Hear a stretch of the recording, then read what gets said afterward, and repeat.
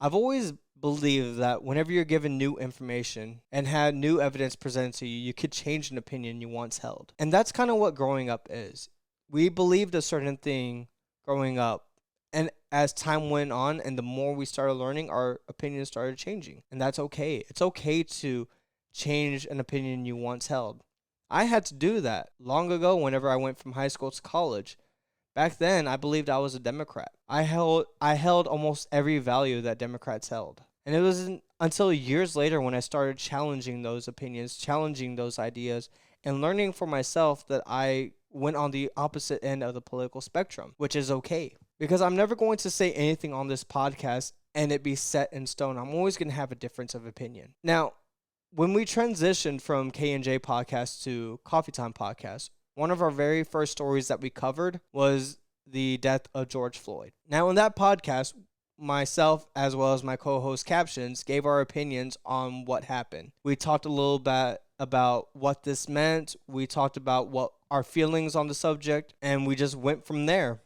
Now, at that time, I called it like everyone else pretty much called it, plain murder. I thought what everyone else thought, that Derek Chauvin was just a police officer that had abused his power and took the life of an innocent person. Now, months passed, and then we came out with a follow-up on the George Floyd incident. Because what happened was new body cam footage was released to the media and was put out to the public. And of course, we watched that footage and we commented on it. And we saw that it did paint a different narrative. Because the narrative before was white cop kills black person. Now we're seeing a different type of narrative where white cop was trying to calm down this person, get them safely in the vehicle, wanted to be laid down on the ground, and then that's where that viral video took over at that point. So it started to change my opinion a little, and I was unsure of what I thought. And I want to put this out there right now, that the views that I express in this episode do not reflect my co-host and do not reflect any guests that we've had in the past. These are my thoughts alone. This is my opinion. And again, it could change at any time, but this is what I'm feeling at this moment right now. So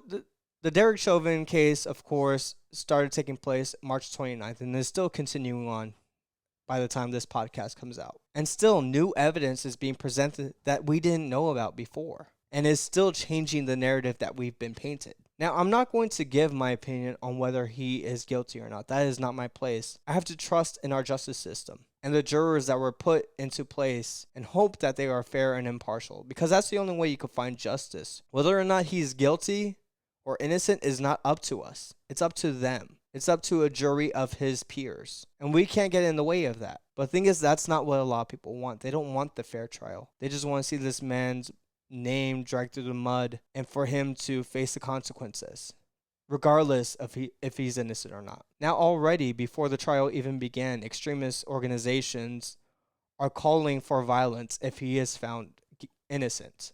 And that's not right. Because if he is found innocent, he truly is found innocent, then we have to take that. If he's found guilty, we got to take that as well. It can't resort to violence. But it's so weird because whenever this all happened, of course, riots started happening. Crimes were committed in this man's name. And systematic racism was on the rise. But then all of a sudden, something started happening. The election. Once election time started coming around, these protesters and these organizations started going silent. And then once Biden was announced the winner, all of a sudden everything went quiet because they had won. Because since Biden had been sworn in, we haven't really been hearing anything from these organizations, from these celebrities using their platforms to get clout. So what happened? Biden came in and promised everyone that change was coming. And change did come. People lost their livelihoods. People started losing their freedoms. And sadly, change never came. But this episode isn't about Biden. This isn't about those organizations. This is about what's happening right now in this trial. And whenever this trial does meet its end, I am going to cover it and give my thoughts and opinions on what happened. And I'm going to be showing you the evidence that was entered through this trial. But all I ask, all I urge all of you to do is to let the process take place. Don't resort to violence. Don't resort to hate. Have these conversations, and if you have these opinions, challenge them. Because once you challenge these opinions, then you're going to change as a person. You're really going to question everything, and you might change your mind on what's happening right now. Because all that's happening right now is emotion, not actual logic, not actual facts. Emotion is what's driving this trial right now. And of course, the defense is using facts. They're using the facts of the autopsy report, of witness reports, of the toxicology reports, everything like that. They are basing it on that, not emotion. And we've come so far to stray away from that.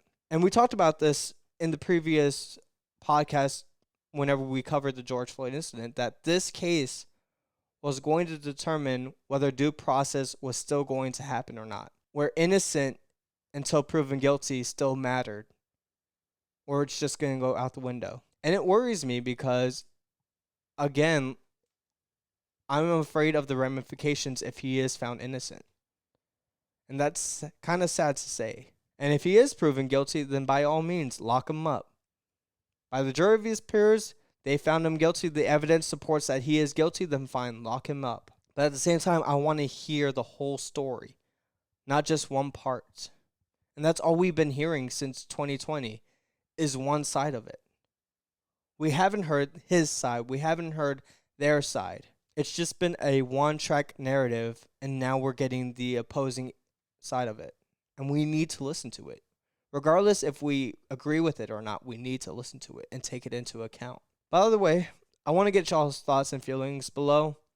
I want to thank everyone that's been listening on our platforms, Anchor, Spotify, Google, everything like that. I want to thank y'all for listening. I'm seeing that y'all are listening there more than going on our YouTube channel, which I appreciate. If y'all could show some love to the YouTube channel, that'd be great.